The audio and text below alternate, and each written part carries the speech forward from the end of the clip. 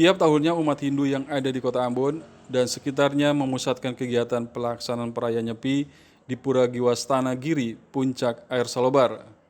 Perayaan tersebut tidak terlepas dari berbagai persiapan. Hal ini guna menjaga kelancaran tahapan prosesi persiapan persembahyangan. Salah satunya persiapan sesajen yang dilakukan oleh wanita Hindu Dharma yang berlangsung di Pura Stanagiri, Tirta, Kota Ambon.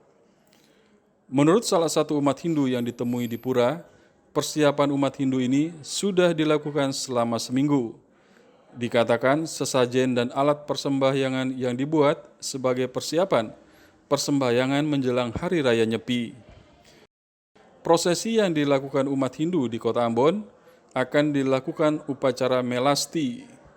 Tujuan proses melasti yang dilakukan umat Hindu yakni membawa sejumlah alat persembahyangan untuk disucikan di laut.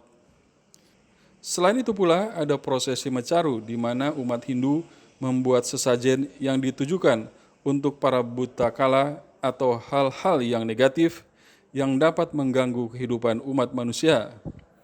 Prosesi selanjutnya yakni pengerupukan. Charles Bolaman, Bambang Yudaswara melaporkan.